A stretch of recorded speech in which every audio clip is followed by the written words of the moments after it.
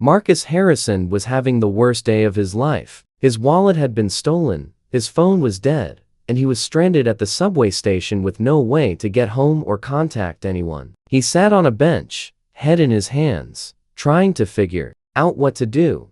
The sound of a violin made him look up. A young woman was playing beautiful music nearby, her violin case open for donations. A few people had tossed in coins, but most rushed past without stopping.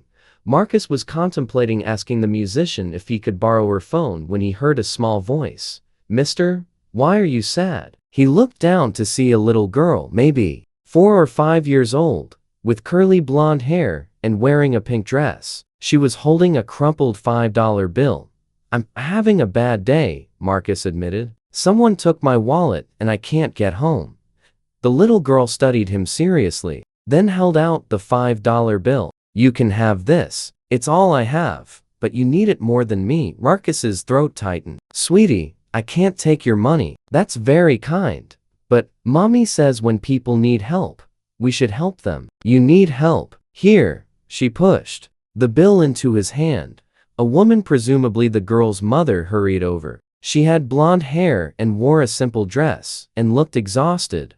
"Emma, I told you to stay with me." "I'm so sorry, sir." She's always trying to help people. She looked at the $5 bill in Marcus's hand. "Emma, honey, that's our bus fare home." "But Mommy," the man lost his wallet. "He needs it more. We can walk home. It's not that far." The mother looked at Marcus, then at her daughter, and sighed with a mixture of pride and concern. "Emma has a very big heart. I'm Sarah, and this is my daughter Emma. I'm Marcus. And Emma, I can't take this. Your mother is right, you need it for the bus. But how will you get home?" Emmy asked. Marcus pulled out his business card, one of the few things not in his stolen wallet. "Tell you what, you keep your $5. Take the bus home, and tomorrow, I'll come find you and thank you properly for being so kind." "Where do you live?" Sarah hesitated, then wrote their address on the back of a receipt. "We're not usually here." Emma just wanted to hear the violin music. "We don't have much, but she loves music." "Well, Emma's kindness today meant more to me than she knows. I'll find a way home, but I won't forget this." That evening, after borrowing money from a kind stranger and making it home, Marcus looked at the address Sarah had written. It was in a low-income part of the city. He did some research and learned that Sarah was a single mother working 2 jobs, barely making ends meet. Emma attended a school with a struggling music program. The next day, Marcus sent his driver to pick up Sarah and Emma. When the limousine pulled up outside their modest apartment, Sarah came to the door in shock. "What's happening?" The driver handed her a note. "You raised a daughter who offered her last $5 to a stranger. Please let me thank you both properly." Marcus Harrison. The limousine brought them to Marcus's office, a gleaming high-rise in the business district. His assistant escorted them to his top-floor office, where Marcus was waiting. "Emma," Marcus said, kneeling down to her level, "you offered me your last $5 yesterday. Do you know who I am?" Emma shook her head. "I'm the CEO of Harrison Enterprises. I run a big company. Yesterday, I had a terrible day, and you helped me even though you had very little. That showed me something important, that kindness isn't about how much you have, but about how much you care. I want to thank you."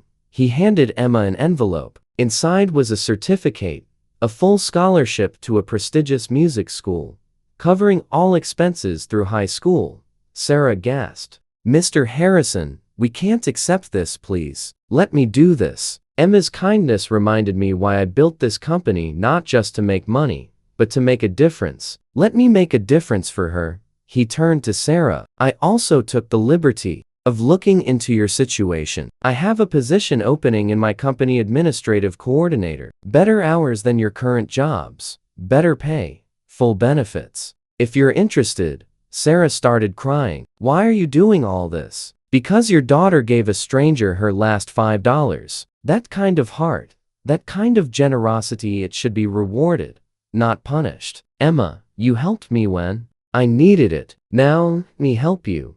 Over the following months, Sarah took the job and Emma started at the music school, where she thrived.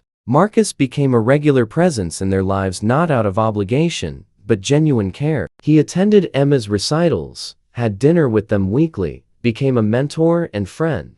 "I need to tell you something," Marcus said to Sarah 6 months after. That day in the subway, when Emma gave me that $5, I was at a crossroads. I'd been so focused on business that I'd lost sight of what mattered. A 5-year-old giving away her bus fare to help a stranger that woke me up. You've raised an extraordinary child, and spending time with you both has reminded me what life should be about.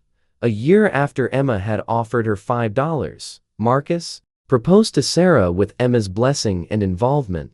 "Sarah, your daughter saw a stranger in need and gave him everything she had. That act of kindness led me to you both. You've shown me what generosity looks like, raising an amazing daughter despite hardship. You've shown me what love means, putting Emma first always. Let me be part of this family." Officially, at their wedding, Emma gave a toast. "I gave the sad man my $5 because mommy taught me to help people who need help. Then he sent a limousine to our house and helped us even more. Mommy says what you give comes back to you bigger. I gave $5. I got a new school and music lessons and a dad. That's a really good deal." Sometimes $5 changes everything. Sometimes the smallest acts of kindness create the biggest transformations. Sometimes the child who gives away her bus fare finds a father. And sometimes, a limousine showing up at your door is the universe's way of saying, your kindness has been noticed. If this story touched your heart,